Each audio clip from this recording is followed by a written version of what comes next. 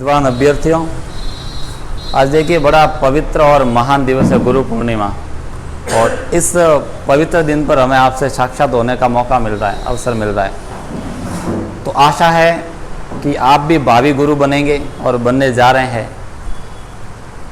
ओम जी ने बिनवाल में एक अभिनव पहल की है, द पिनाकी फाउंडेशन नाम से, भाटी आश्रम की तर्ज पर। और बिनवाल में ऐसे संस्थानों की आवश्यकता है ताकि यहाँ के जो स्थानीय अभ्यर्थी है उनका यहाँ ठहराव हो। यहाँ कोचिंगों की भी आवश्यकता है, तो यहाँ से पलायन कर जाते हैं और पलायन करने का खामियाजा दूसरे अभ्यर्थियों को भुगतना पड़ता है जो यहीं रहते हैं। एक उतना माहौल नहीं बन पाता। अभ्यर्थियों के लिए माहौल की बहुत ज़्यादा आवश्यकता होती है। हालांकि इस काम को यहाँ पर बिनवाल की जो लाइब्रेरियाँ हैं वो बखूबी निभा रही है। लाइब्रेरियों में भीड़ है तो ये अच्छा संकेत है अपने स्थान के लिए, बिनवाल के लिए बहुत अच्छा संकेत है। तो लाइब्रेरी, कोचिंग ये आपके माहौल को बनाते हैं। आसपास के माहौल से आपको सीखने को मिलता है। कई अभ्यर्थी जो घर पे नहीं पढ़ पाते, जो लाइब्रेरी जाते हैं, तो वहाँ के आसपास के माहौल को देखकर वो पढ़ना शुरू कर देते हैं। कोचिंग भी यही काम करती है। यहाँ आप टेस्ट दे रहे हैं, अभ्यास कर रहे हैं, बहुत अच्छी बात है। लेकिन टेस्ट के लिए आपके लिए ये ज़रूरी है कि पूर्व तैयारी हो। अगर तैयारी करके टेस्ट दे रहे हैं तब तो इसका लाभ आपको मिलेगा, अन्यथा इस टेस्ट का कोई मतलब नहीं है कि केवल तुक्का मार के आ जाए और अपना स्तर चेक करें। उससे तो उल्टा आपका स्तर गिरेगा। हो सकता है आपके आत्मविश्वास में और कमजोरी आए। अगर आप तैयारी करके टेस्ट देते हैं तो आपका आत्मविश्वास अनिवार्य रूप से बढ़ेगा। तो साथियों, कुछ तो पूर्व विद्यार्थी ही है, तो अपने बिंदु वही है जो मैं हर बार कहा करता हूँ कि जब कोई व्यक्ति सफल होता है तो उससे पहला प्रश्न यही पूछा जाता है कि आप कितना पढ़ते हैं। अखबार वाले भी जो हेडलाइन होती है उसमें ये छापते हैं कि अमुक विद्यार्थी 14 घंटे, 16 घंटे, 18 घंटे पढ़ता था, उसकी पहली रैंक आई, दूसरी रैंक आई। बोर्ड की कक्षाओं में है, चाहे प्रशासनिक परीक्षाएं हैं उसमें है, या अपने शिक्षक भर्ती परीक्षाएं हैं। पहला यही जो पत्रकार है वे भी यही प्रश्न करते हैं कि अमुक व्यक्ति कितना पढ़ता था, और छाप देते हैं कि 18 घंटे की मेहनत रंग लाई। क्योंकि विद्यार्थी अपना दिमाग की भी एक लिमिट होती है, एक सीमा होती है। उस सीमा से बाहर अपन न तो पढ़ सकते हैं न ही याद कर सकते हैं। मोबाइल में जिस प्रकार मेमोरी होती है ना, कि किसी में 10 GB है, 12 GB है, तो उससे ज़्यादा डेटा उसमें नहीं आएगा। तो अपने दिमाग की भी क्षमता है, उससे ज़्यादा अपन ग्रहण नहीं कर पाते और पढ़ भी नहीं पाते। आज समय बदल गया है। कितना पढ़ने की बजाय कैसे पढ़ना है इस पर जोर होना चाहिए। आजकल कंपटीशन बहुत बढ़ गया है, प्रतियोगी परीक्षाओं की मारामारी है, एक प्रकार से बहुत संख्या बढ़ गई है। पहले तो होता था कि केवल डिग्री करो नौकरी पाओ, अभ्यर्थियों की संख्या कम थी। आजकल तो कोई भी भर्ती परीक्षा है, चाहे एक लंबी कतार है अभ्यर्थियों की। तो महत्वपूर्ण होता है कि आप किसी भी चीज़ को पढ़ते कैसे हैं। अभी ओम जी ने बताया, और पहले शायद लाखन सिंह जी सर ने भी बताया था आपको, क्या पढ़ना है और क्या छोड़ना है। इस छोड़ने की भी आपको जानकारी होनी चाहिए। बाजारों में जब भी कोई नई किताब आती है, किसी ने कह दिया कि अच्छी है और हम ले आते हैं, किसी के नोट्स देके तब भी हम ले आते हैं कि हाँ ठीक है। घर पे एक पुस्तकालय बना लेते हैं, पढ़ नहीं पाते सब कुछ। अगर गलती से एक बार आपने सारा पढ़ भी लिया तो रिवीजन नहीं कर पाते। पढ़ लिया और रिवीजन नहीं किया तब आपके उस पढ़े हुए का उतना महत्व नहीं रह जाता। तो उतना ही पढ़ें जितना आप रिवीजन कर सकते हैं। कम पढ़ना लेकिन ढंग से पढ़ना। सार को गही रहे, थोथा दही उड़ाए। तो थोती चीज़ें, अनावश्यक चीज़ें हैं, क्या छोड़ना है ये हमें जानकारी होनी चाहिए। जो कुछ बाजार के द्वारा हमारे सामने परोसा जा रहा है उस पूरे को नहीं पढ़ना है। वो एक प्रकार से कचरा है, इसको ये समझिए आप।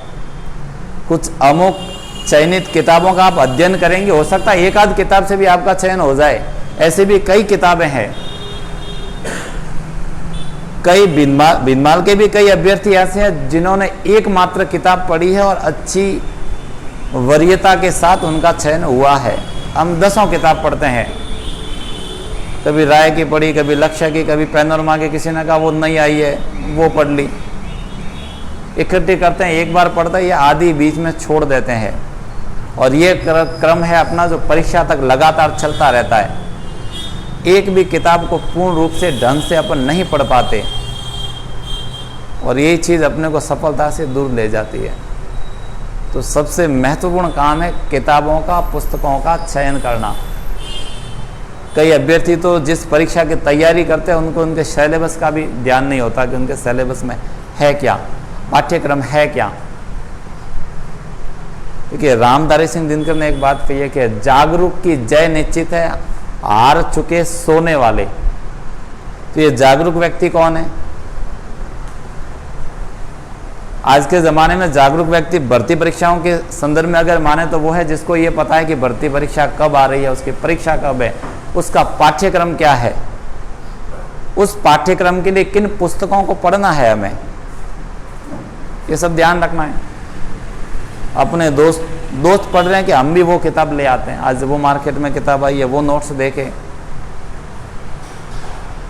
कई बार मेरे पास फोन आता है कि सर आपके नोट्स हो तो दे दो ताकि एक बार में हमारा काम हो जाए। नोट्स से सिलेक्शन नहीं होता, न किताबों से होता है, मेहनत से होता है। आप चाहे नोट्स पढ़ें चाहे किताब पढ़ें, नोट्स भी सेलेक्टिव होने चाहिए, पुस्तकें भी सेलेक्टिव होनी चाहिए। ज़्यादा नहीं पढ़ना है, कम पढ़ें पर अच्छा पढ़ें जो परीक्षा के लायक हो, परीक्षा में आ सकता है। और ये जानकारी कहाँ से होगी हमें कि ये कौन सी किताब काम की है कौन सी नहीं है। जो भी आप परीक्षाएं दे रहे हो उनके पुराने पेपर टटोलो कि किस प्रकार के प्रश्न उनमें बन रहे हैं, वो जानकारी होनी चाहिए।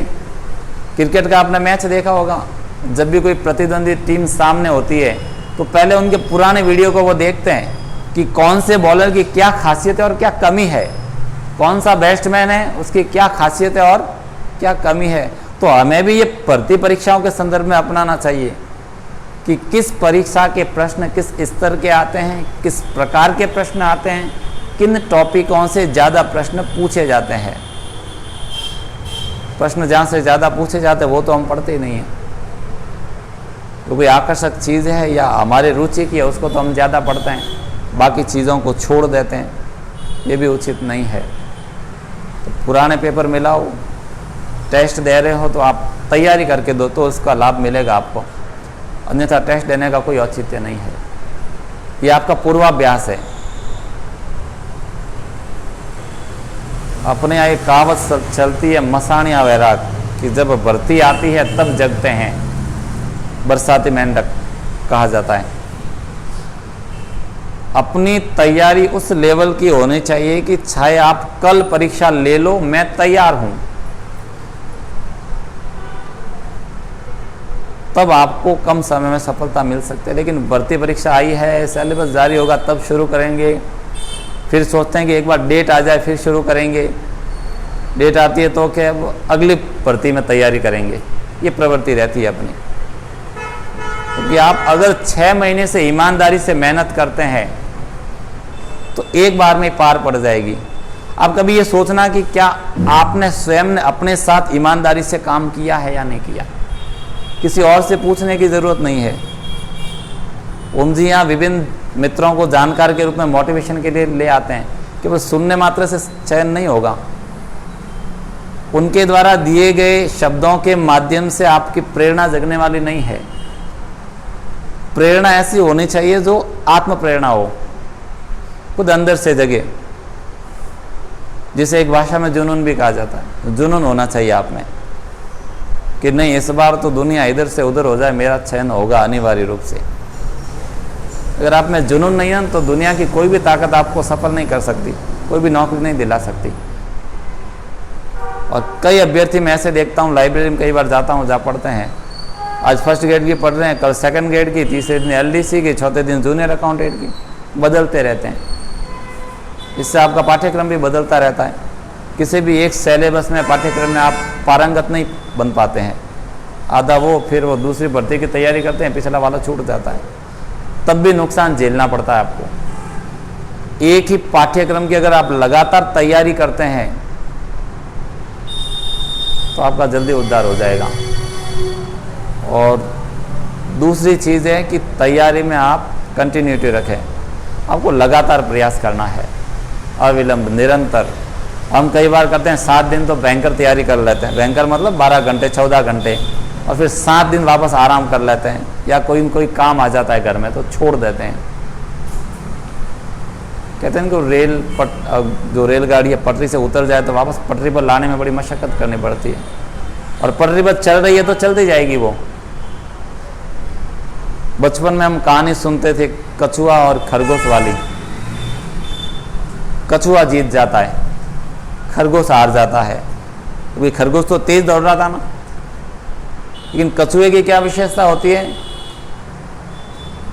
लगातार वो चलता रहता है, उसकी गति तेज नहीं है, लेकिन वो बिना रुके चलता रहता है, इसलिए उसकी जीत होती है, न कि तेज दौड़ने के कारण।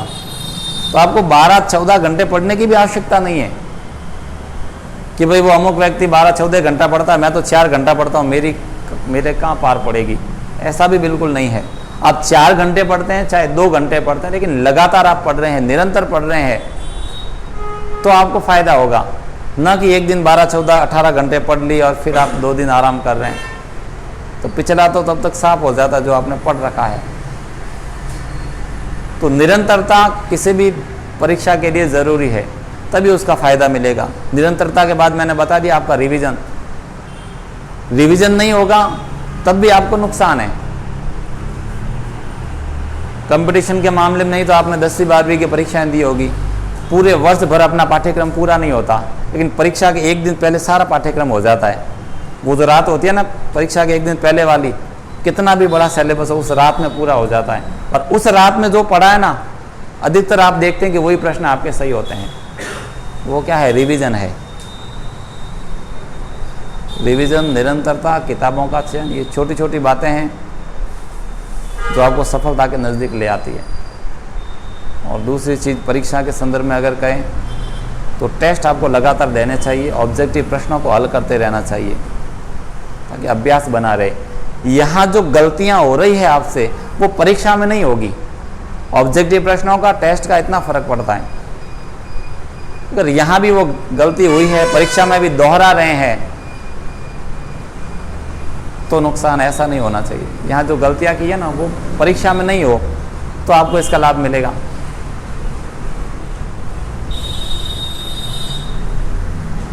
तो पुराने पेपर देखें, ऑब्जेक्टिव प्रश्न मिलाएं, आप टेस्ट लगातार देते रहें, खुद को अपडेट रखें, किस प्रकार के प्रश्न किए जा रहे हैं, वर्तमान में भर्ती परीक्षाओं का पैटर्न क्या चल रहा है, किस नए पैटर्न से प्रश्न किए जा रहे हैं अपने से, वो भी ध्यान होना चाहिए। पहले तो सीधे ही पूछा जाता था मेहरानगढ़ दुर्ग कहाँ है, मेहरानगढ़ दुर्ग की विशेषताएं पूछी जाएगी और कई चीज़ें आएगी। उन सब चीज़ों को आपको ध्यान में रखना है, लगातार मेहनत करते रहें, नकारात्मक प्रश्नों से दूर रहें, तुक्के नहीं मारने। जहाँ नकारात्मक अंकन नहीं है वहाँ तो चल जाएगा, जहाँ नेगेटिव मार्किंग है आपकी वहाँ तुक्के लगाए तो नुकसान है। हमको देखिए, किसी भी परीक्षा में चयन के लिए 90% या 100% नहीं चाहिए अपने को। बाकी के अभ्यर्थियों ने भी उतना ही पढ़ रखा होता है जितना अपन ने पढ़ रखा है। अपने नुकसान कहाँ होता है कि अपन एक तो ज़्यादा तुक्के लगा लेते हैं, नेगेटिव मार्किंग ज़्यादा हो जाती है। अपने कहते हैं ये तो आता हुआ गलत हुआ। कई बार कहते हैं ना पेपर देकर के, ये तो आ रहा था मुझे लेकिन इस गलती से गलत हुआ, आता हुआ गलत हुआ। परीक्षा कक्ष में जब बैठे होते हैं आपको लगता है कि मेरे तो 90% प्रश्न सही है, वो भी कर लूँ वो भी कर लूँ। सेंटर से बाहर निकलते हैं वो 80% हो जाते हैं, थोड़े गलत हुए, ठीक है। ट्रेन में बैठते हैं और 70% हो जाते हैं, स्टेशन तक आते हैं 60% हो जाते हैं, घर आते हैं तो 50% हो जाते हैं, और आंसर की आती है तब तक अपन 30% पर रुकते हैं। वो होती है नेगेटिव मार्किंग, जो आपको सिलेक्शन से दूर ले जाती है। प्रश्न उतने ही करने हैं जितने अपने को आ रहे हैं, दूसरों ने भी उतने किए होते हैं। हम रिस्क बहुत ज़्यादा ले लेते हैं। जो प्रश्न नहीं आ रहे हैं उस पर भी अपना दिमाग लगाते हैं, और उस पर दिमाग लगाने से होता यह है कि हमारा दिमाग भी देखिए, जो गलत उत्तर है उसको नकारात्मक तर्कों के द्वारा वो पुष्ट करता है अपना दिमाग। तो वहाँ देखा था और एक बार नज़र गई ना जिस पर, हाँ ये सही होगा, और अपना दिमाग उसको नकारात्मक तर्कों से पुष्ट करता है, तो परीक्षा कक्ष में अपने को ये लगता है कि ये सही है, अपन ने पढ़ रखा है, फिर उससे हमारी दृष्टि अलग हो ही नहीं पाती है। जो पेपर बनाता है परीक्षक भी माइंड सेटर होता है, मनोवैज्ञानिक होता है। वो पहले पढ़ लेता है कि विद्यार्थी कहाँ गलती करेगा। ऑप्शन भी उसी क्रम में जमाए हुए होते हैं। कुछ प्रश्नों के ऑप्शन इस तरह रखे हुए हैं कि वो आपको पहले ऑप्शन से चौथे ऑप्शन की तरफ बढ़ने ही नहीं देता है वो परीक्षक। हम पहले या दूसरे विकल्प में उलझ जाते हैं, या ऑप्शन ही कुछ इस तरह से रखे हुए होते हैं कि मूल उत्तर तक अपन नहीं पहुंच पाते। लेकिन इस बात को हम नहीं समझ पाते। हम शायद ये सोचते हैं कि परीक्षा में केवल ज्ञान की परीक्षा हो रही है। आप सब बीएड या एसटीसी किए हुए होंगे, उसमें उद्देश्य पढ़ते हैं ना, ज्ञानात्मक उद्देश्य, सृजनात्मक उद्देश्य, कौशलात्मक उद्देश्य। वो सारे उद्देश्य कहाँ काम आते हैं? उन पेपरों में काम आते हैं। केवल ज्ञानात्मक उद्देश्य काम नहीं आता, कौशलात्मक, सृजनात्मक, समझ पर आधारित, ये सारी योजना एक पेपर में होती है। केवल ज्ञान की परीक्षा नहीं होती है। वो माइंड सेटर होता है, वो पहले दिमाग पढ़ लेता है कि अभ्यर्थी कहाँ गलती करेगा। वो भी तो अभ्यर्थी रहा हुआ होगा ना, उससे कहाँ गलतियाँ हुई होगी। तो केवल ज्ञान की परीक्षा नहीं है, दृष्टि की परीक्षा है, जिज्ञासा की परीक्षा है, दृष्टिकोण की परीक्षा है, सब चीज़ों की परीक्षा होती है उसमें। केवल अपन पढ़ते रहें पढ़ते रहें पढ़ते रहें तब भी पार नहीं पड़ने वाली। उन प्रश्नों को समझना है, केवल रटना नहीं है। तो कुछ चीज़ें ऐसी है जो अपने को याद नहीं होती, तो उनको आप ज़रूर रट सकते हैं। देखिए फर्स्ट पेपर के संदर्भ में मैं कह रहा हूँ, जैसे फर्स्ट ग्रेड का है ना, लगभग 12 विषय है। कुछ कला संकाय के विद्यार्थी है, उनके लिए विज्ञान और गणित बड़ा दुष्कर कार्य है।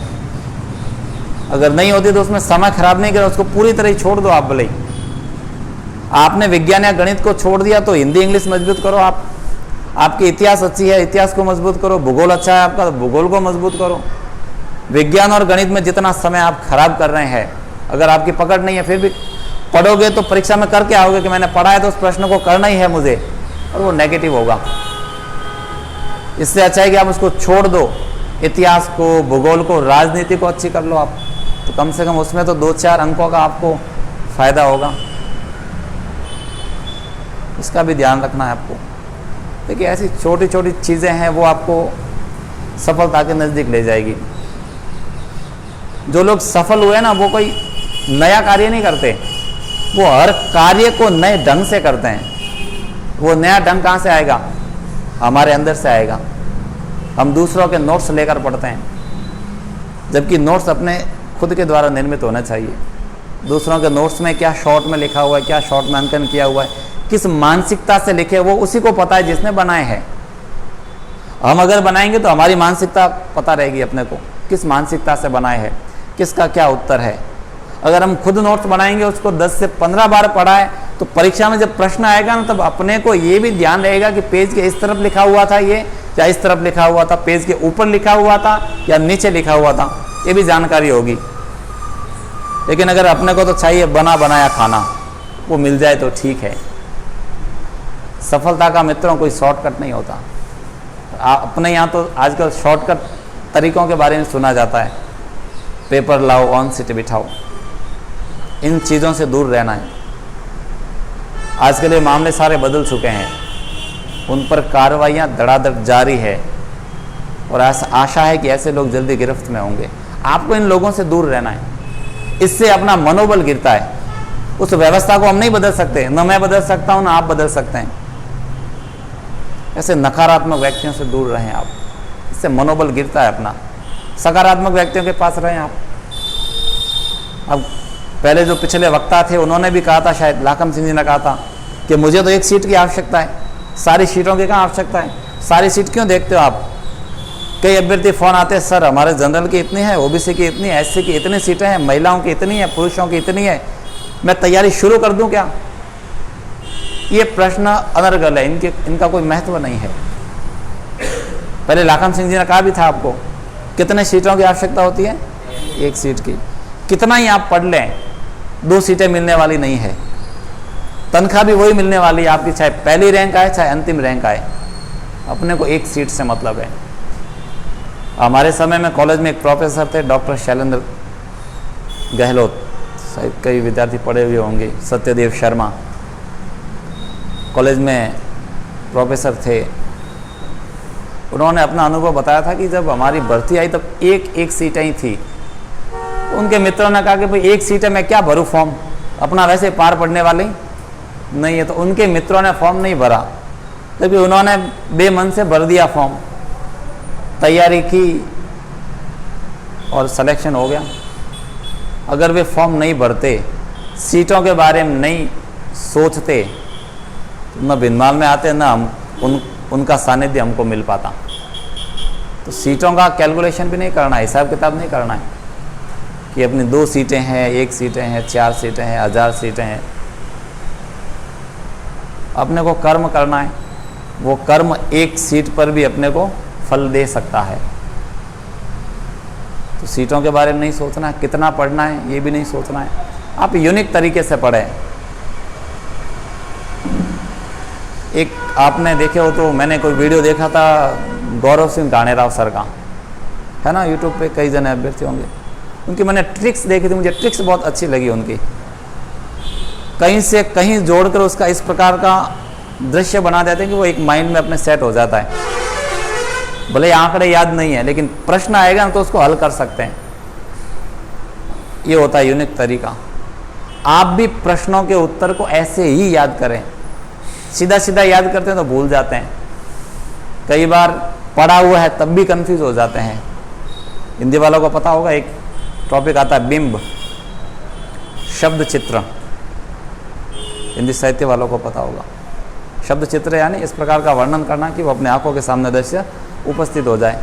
तो कंपटीशन में भी आप उस ढंग से पढ़ो कि जो पढ़ रखा है ना, परीक्षा में आपके सामने वो लाइव उपस्थित हो जाए, वो सामने आ जाए आपने कि क्या पढ़ा था अपन ने। गौरव सिंह गाणेराव के 1-2 वीडियो देखेंगे, आपको पता लग जाएगा। उनसे सीखना क्या है, ट्रिक्स किस प्रकार बनाई जाती है। जो चीज़ें याद नहीं हो रही उनको किस ढंग से याद किया जाए। अभी बताया ना कि जो सफल होने वाले व्यक्ति है, कोई नया काम नहीं करते, हर काम को नए ढंग से करते हैं। तो यही वो नया ढंग है, आप ट्रिक से बनाओ तो कम समय में आपके सिलेक्शन होने के चांस रहते हैं। कि ना पढ़ते ही जाएं, पढ़ते ही जाएं, पढ़ते ही जाएं, तो ऐसे सीधे सीधे पढ़ने से बात पढ़ने वाली नहीं है। आपने अपने ही मित्रों में देखा होगा कि कुछ लोग तो 4 घंटे पढ़ते हैं और वो आज सिलेक्शन हो रखा है, और आपको आता होगा कि हम 10-12 घंटे पढ़ते हैं, हमारा नहीं होता सिलेक्शन। कुछ तो अंतर होगा। किताबें वही है, पढ़ने का समय भी वही है, लाइब्रेरी भी वही है, किताबें भी वही है, पेन भी वही है। आपको भी 24 घंटे मिलते हैं, उनको भी 24 घंटे मिलते हैं। तो वो यूनिक तरीके से पढ़ते हैं, और ये यूनिक तरीका अपने खुद के द्वारा आविष्कृत होना चाहिए। केवल पढ़ते रहने से नहीं होगा, पार नहीं पड़ेगी। तो भागदौड़ इतनी बढ़ गई है, अपने कंपटीशन इतना बढ़ गया है। तो ये छोटी छोटी चीज़ें हैं, उनका आपको विशेष ध्यान रखना है। और कई विद्यार्थी अपने मित्रों में ही, अच्छा देखिए आजकल के लोग जो है ना, दूसरों के सुख से दुखी है, अपने खुद के दुख से तो कम दुखी है, दूसरों के सुख से दुखी है।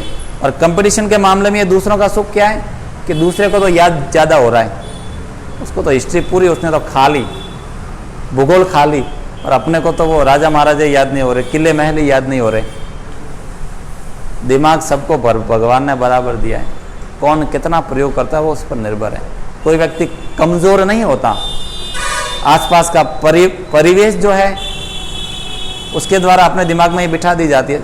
बिठाते कौन है? घर परिवार वाले। ये तो कमज़ोर है, और उसके दिमाग में बात बैठ जाती है कि नहीं मैं तो कमज़ोर हूँ, अमुक व्यक्ति होशियार है। अब कमज़ोर कैसे हैं? आप मेहनत कीजिए, ज़्यादा मेहनत कीजिए, करत करत अभ्यास के जड़मती हो तो सुजान। संस्कृत के व्याख्याकारों ने ये बात ऐसे ही थोड़ी कही है।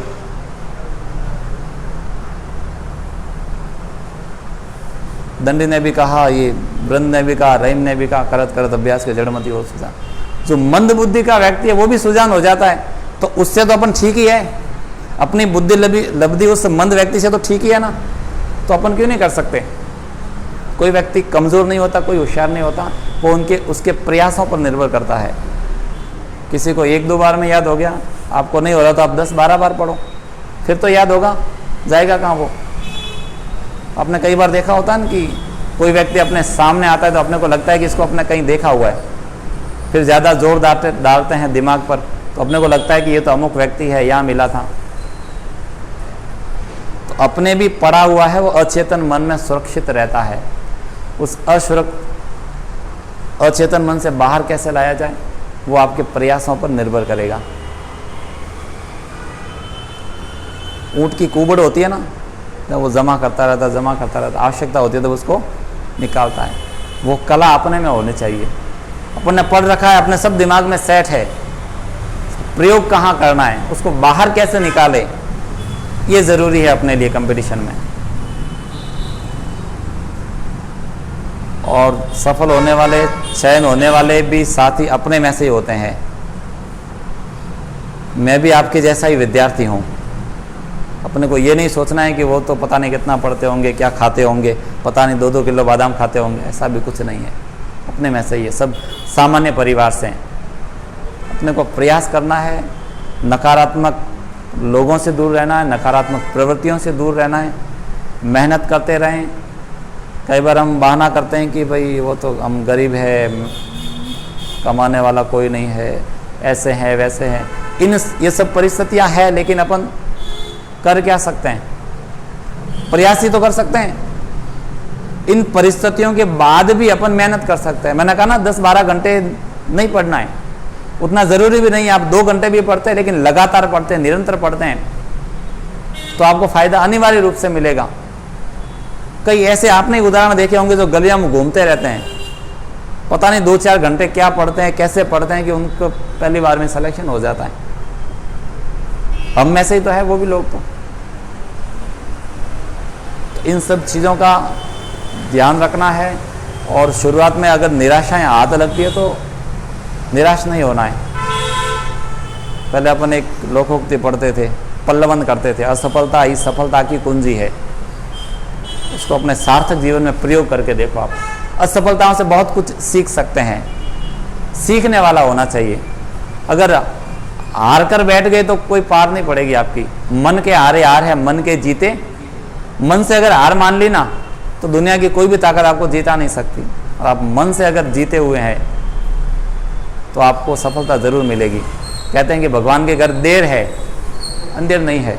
आपने अगर अथक परिश्रम किया है तो उसका लाभ मिलेगा। वो ऊपर वाला भी आजकल लैपटॉप लेके बैठा है, आज नहीं तो कल सफलता ज़रूर मिलेगी आपको। अथक प्रयास परिश्रम आप करते रहें। तो आपने बहुत सारा सुना दिया आपको, तो सुना उसके लिए धन्यवाद। देखिए, सुनने मात्र से चयन होने वाला नहीं है। मैंने पहले भी बताया था, अब भी वापस कह रहा हूँ। मनन करें इन चीज़ों को और अपने स्वयं के प्रति आप ईमानदार रहें। किसी दूसरों को नहीं कहना है कि आज तो मैं इतना पढ़ा। घर वालों को कई बार दिखावा करते हैं, आज तो मैं इतना पढ़ा। मन ही मन सोचते हैं कि लाइट चली जाए तो सो जाए। ये अपने स्वयं के प्रति ईमानदारी नहीं है। विशेषकर अपनी एकेडमिक क्लासों में होते हैं ना, अपन आज तो लाइट जाती हो ना, तो अपने पास बहाना हो जाए सोने का, नहीं तो ऐसे तो कैसे सोए, मन माने नहीं। लेकिन कुछ लोग दीपक की रोशनी में भी पढ़ते हैं उस समय जब हम सोने की सोच रहे होते हैं। लालटेन से भी पढ़े हैं लोग। और आजकल तो मोबाइल में टॉर्च है ही है सबके पास, चाहे डिजिटल मोबाइल हो या छोटा सा डिब्बा हो भले, उसमें भी पढ़ सकते हैं। कहने का मतलब अपन स्वयं के प्रति ईमानदार रहें आप। और ईमानदारी का सबूत किसी और को नहीं देना है अपने को कि मैंने इतना पढ़ा या नहीं पढ़ा। आप स्वयं मनन करें। दिन भर जो भी पढ़ा है ना, वो रात को आप मनन कर ले कि आपने वास्तव में अपने प्रति कितना न्याय किया है, कितनी ईमानदारी बरती है। केवल आप मनन कीजिए। किसी को सुनने मात्र से, किसी के कहने मात्र से उद्धार नहीं होगा। अपने लिए स्वयं को ही प्रयास करना है। दूसरा किताब ला के दे सकता है, नोट्स ला के दे सकता है, तैयारी तो आपको ही करनी है। साइकोलॉजी में पढ़ा होगा ना आपने, एक के प्रश्न आता है, कई बार आ भी चुका है कि घोड़े को वो तालाब तक ले जाया जा सकता है लेकिन पानी पिलाया नहीं जा सकता, उसको मजबूर नहीं किया जा सकता। तो वही स्थिति लागू होती है। देखिए पढ़ा हुआ हमने सब, हम सबको पता भी है ये चीज़ें, लेकिन अपने जीवन में नहीं उतारते। ये चीज़ें दूसरों के ज्ञान के लिए या रटने के काम आती है, केवल परीक्षा में उत्तर देने के काम आती है। ये सब चीज़ें भर्ती परीक्षाओं का अंग है। मैंने पहले भी बताया, जो परीक्षक है वो मनोवैज्ञानिक होता है, दिमाग पहले पढ़ लेता है अभ्यर्थियों का। एक चीज़ मैंने और अभी बताई कि केवल ज्ञान की परीक्षा नहीं है, जिज्ञासा, दृष्टि, दृष्टिकोण की भी परीक्षा है। आपने अपना पेपर देखा होगा, किसी ने निर्देश पढ़े? अभी नहीं पढ़ने आपको, निर्देश पढ़े, उसमें कुछ त्रुटि है बता सकते हैं आप निर्देशों में? यह है दृष्टिकोण, यह है आपके दृष्टि की परीक्षा। जो मूल चीज़ें अपने उस पर ध्यान नहीं जा पाता है। एक बार मैं पहले की स्कूल में पोस्टेड था, तब जितेंद्र सोनी निरीक्षण के लिए आए थे। कलेक्टर का नाम सुना होगा आपने, रणखार, जिन्होंने पुस्तक लिखी है, पुरस्कार भी मिला था। उन्होंने बच्चों से पूछा कि आपके हाथ में क्या है, तो कि सर बॉल पेन है। अच्छा, इसको बॉल पेन क्यों कहते हैं? हम बॉल पेन से लिखते हैं ना, इसको बॉल पेन क्यों कहते हैं? बच्चों से प्रश्न किया था उन्होंने। अब बच्चे सोचने पड़ गए, क्योंकि हम इतने वर्षों से बॉल पेन का प्रयोग करते आ रहे हैं, लेकिन हम सोचते ही नहीं अपने आसपास की चीज़ों के बारे में। अभी कहा ना, जागरूक की जय निश्चित है। तो जागरूकता क्या है, कहाँ से आएगी? अपने आसपास के परिवेश से। आपको तो ध्यान होगा बॉल पेन क्यों कहते हैं, है ना? ध्यान नहीं है तो मैं बता देता हूँ।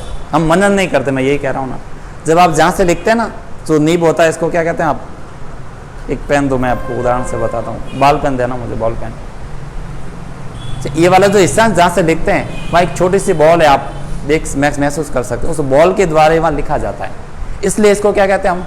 Ball pen. जेल पेन, उसमें भी बॉल होती है लेकिन जेल भरी हुई होती है उसमें। तो ये बॉल पेन क्या है? ये इसका ध्यान हमने दिया ही नहीं है, जबकि कितने वर्षों से इसका प्रयोग कर रहे हैं। ये जागरूकता है। तो वैसे ही मैं बता रहा था निर्देश के बारे में। निर्देश आपने पढ़े ही नहीं है। आप लोग हिंदी की तैयारी कर रहे हैं, हिंदी भी है फर्स्ट ग्रेड के सिलेबस में। देखिए यहाँ लिखा हुआ है, सावधानी पूर्वक और पूर्वक। कभी आपने सर को बोला सर इसमें मिसप्रिंट है? ऐसी छोटी छोटी चीज़ों पर अपना ध्यान नहीं जाता है, जबकि जाना चाहिए कंपटीशन के विद्यार्थी के लिए जो कंपटीशन दे रहा है। इसके अलावा भी एक दो और त्रुटियां हैं जिस पर आपका ध्यान गया नहीं है। और हिंदी विषय भी है आपके फर्स्ट ग्रेड का, 4 या 5 प्रश्न आते हैं, बड़े स्तरीय प्रश्न आते हैं। बताया, वापस कह रहा हूँ, केवल ज्ञान की परीक्षा नहीं होती परीक्षा में। ये क्या, दृष्टि और दृष्टिकोण की परीक्षा है। अगर बोर्ड होता तो मैं आपको ऐसी कई चीज़ें और बता देता। तो दिमाग के सारे दरवाजे जब खुलेंगे तब आपका सिलेक्शन होगा।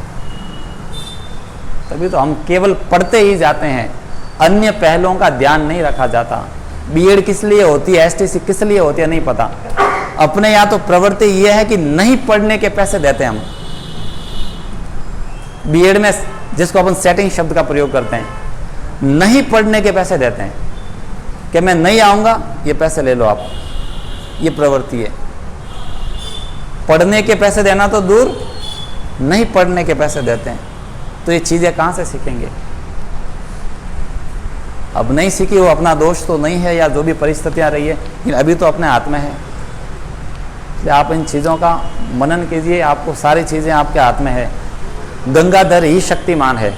अभी आप गंगाधर के वेश में है, शक्तिमान भी आपके अंदर है, पहचानना है आपको। हनुमान जी को जब वो समुद्र लांघना था, हनुमान जी को लगा कि ये इतना विशाल है, मैं तो इसको लांघ नहीं सकता। फिर जामवंत जी ने क्या किया था? उनकी शक्ति याद दिलाई थी कि प्रभु आप तो वो हो, ये हो, इसको तो आप क्षण में एक घूंट में पी सकते हो, उड़ सकते हो। तब उनको लगा कि हाँ मैं सर्वशक्तिमान हूँ। तो वही आप भी वही शक्तिमान है, अभी गंगाधर के वेश में है। आपकी शक्तियों का आपको अभी एहसास नहीं है। आप में से जिसका सिलेक्शन होगा, फिर वो भी आगे आके मेरी तरह ज्ञान बांटेगा, प्रवचन देगा। इतना ही तो अंतर है।